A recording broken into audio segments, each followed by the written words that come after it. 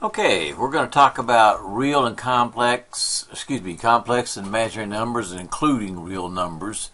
And this is section 12, I guess I better get a pen here, 12.4. Now what I want to talk about first of all is our number line. And you know that goes in both directions ad infinitum, forever and ever. You start off with a 0 right here is a 0. And all the positive numbers are to the right, all the negative numbers to the left. And radical 2 is about 1.4, so there it is. E is about 2.7, so there it is. Pi is 3.14, so it's about right here. So you've got all the numbers, both rational and irrational, all the fractions are on this number line. And they are, in fact, real numbers. Okay? Now, I need to define what the square root looks like. Right here. If I take a number, x squared, and I say that that's a, then I know that the square root of a is equal to x.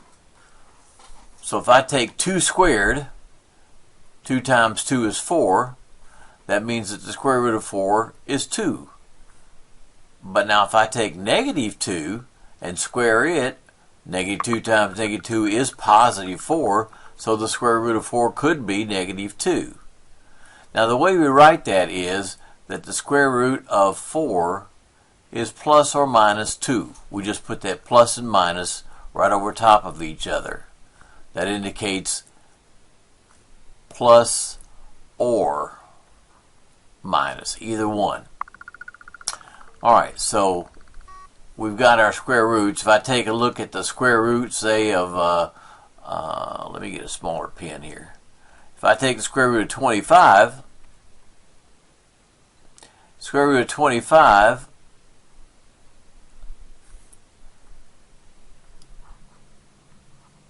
we recognize now is plus or minus 5.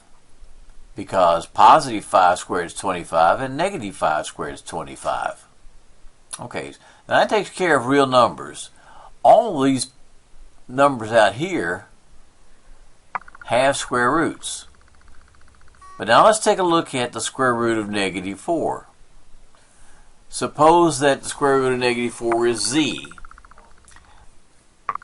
That means that z squared is going to be z times z is negative 4. But think about it now. If z is positive, I've got a positive times a positive. Well, that's positive. And if z negative is positive, so we run into a problem. There are no real numbers. There's no numbers on that number line where I can say that z squared equals negative 4. So what we do then is create something called an imaginary unit. And that imaginary unit is I. A new number. And we define that new number, I, as the square root of negative 1. And that's called our imaginary unit. Now it's not fake, okay? It does have applications in technology. Electrical engineering uses it. Equipment from industries, automotive, communications, mathematicians use it, physicists use it, statisticians use it. Okay, it's used in a bunch of things, software development. All of these things use this concept of the imaginary number. The thing of it is, it doesn't exist a measurement. It makes things easier to measure if you use complex numbers in electrical applications or technology applications. It makes it easier to work with. We won't get into that in this subject, but polar coordinates. And those kinds of things. Okay, let's see what else we can get into here. What I can look at is something like a coordinate axis, except the vertical axis is not y, it's going to be I, and the horizontal axis is still x. So I've numbered our number line like we normally do, and then vertically I've got I, 2i, 3i, negative I, negative 2i, negative 3i, and so on. Now what I can do is coordinate out to and then up to this point right here, and that number would be 2 plus 3i. If I go to the left 3 units and up 2 units, right here, this number would be negative 3 plus 2i. Likewise, negative 3 and down 2 would be negative 3 minus 2i, and positive 3 down 3i would be 3 plus 3i. So I can represent any complex number in a plane in this xi plane. Okay? Now, complex numbers are always of the form a plus bi, where a and b are real numbers on that real number line, and I is the square root of negative 1. Okay, so what are we going to do now? Well, we're going to look at the 4 operations using these complex numbers. First of all, we'll look at adding.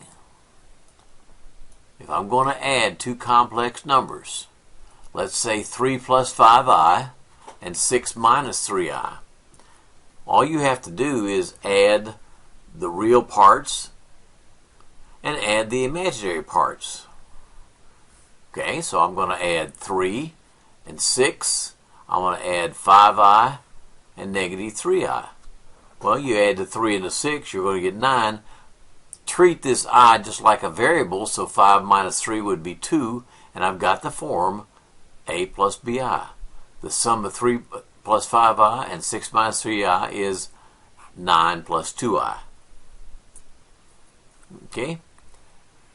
Easy peasy. Nothing to it. If I'm going to subtract complex numbers, the very first thing I want you to do is distribute that negative. You've got a negative sign sitting outside this parentheses. I want it multiplied times the 3 and times a positive 4i. In that case, I would get negative 3 minus 4i. And now I can do just like addition. Add the reals and the imaginaries. 5 minus 3 would be 2. 6i minus 4i is 10i. I can say it's 2 plus negative 10i, and it's better if I do it this way right here. Drop that extra positive sign right here. And again.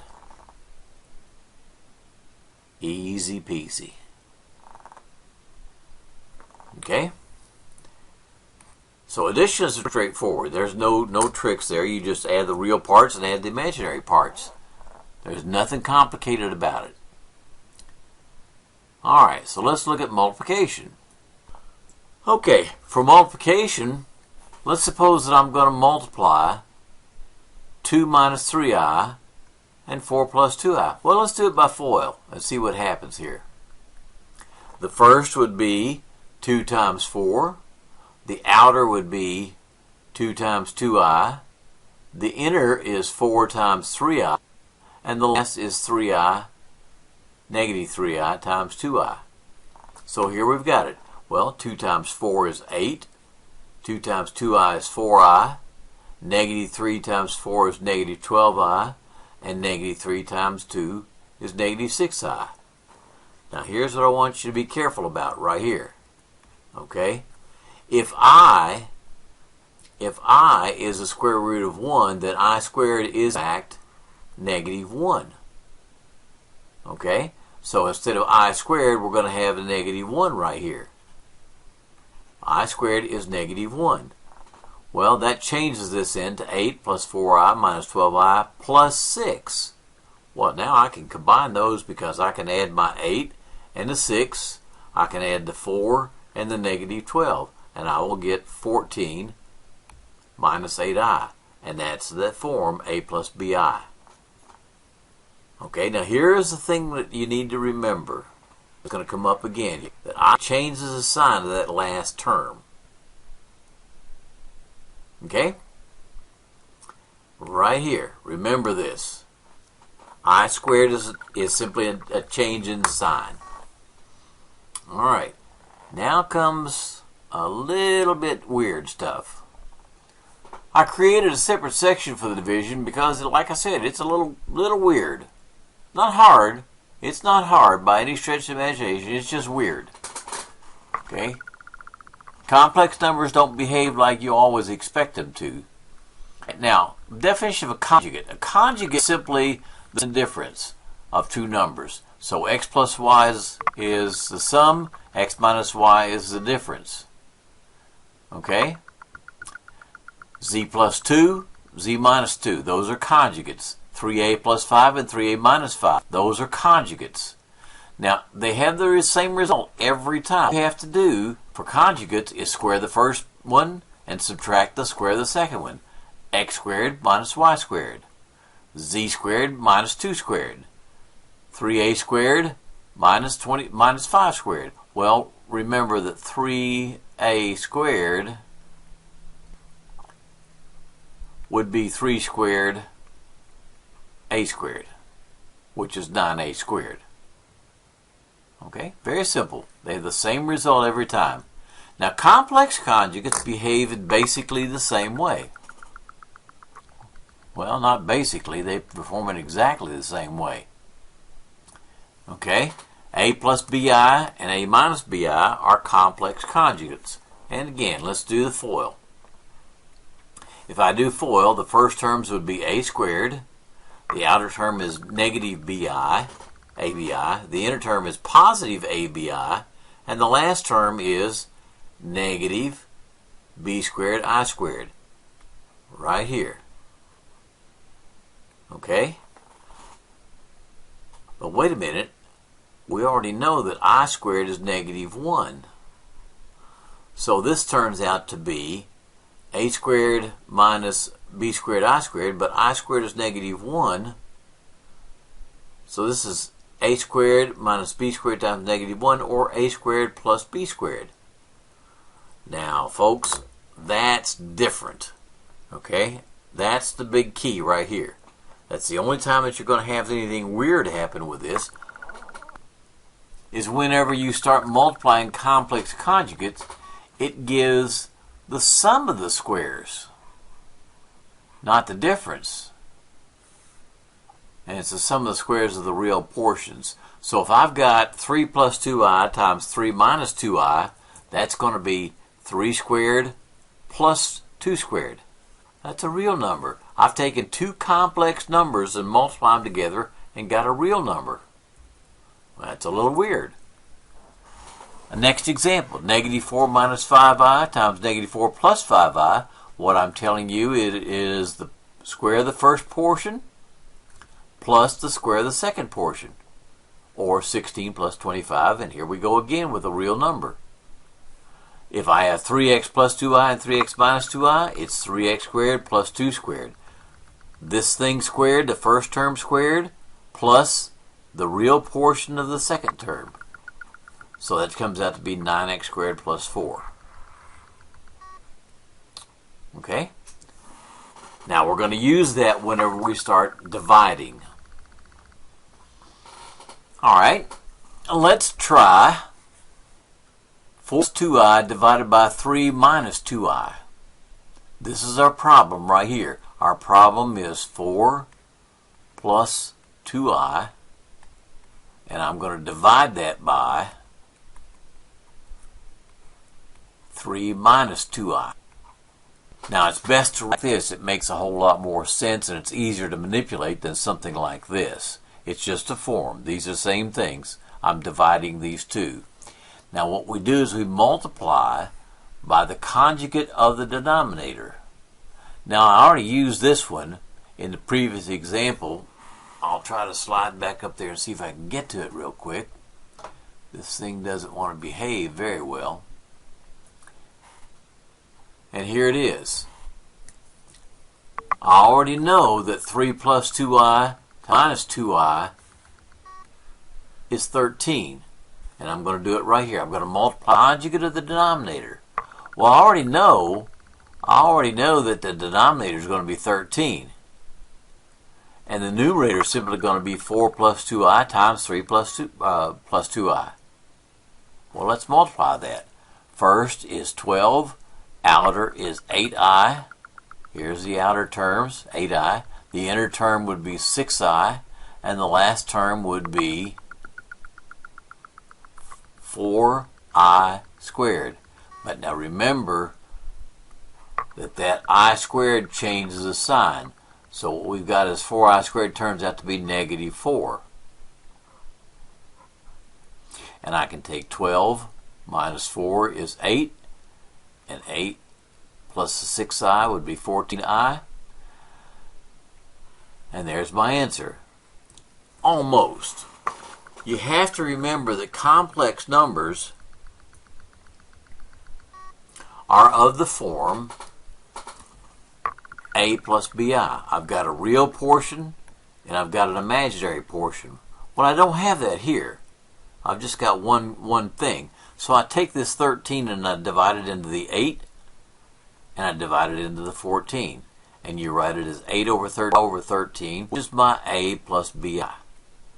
Now sometimes you'll see that written as 8 plus 13 and 14 over 13, and the I is separate. It's hung out here by itself. It doesn't matter to me. I don't know whether your author, it makes a difference to him or not. This is fine. If we do it on a test, that's fine. If you do it on your homework, that's what you need to use, perhaps. I'm not sure what he'll take. You'll just have to try it and see. So that's basically the concept that I want to get across to you today, is just basically what complex numbers are, what the imaginary unit is,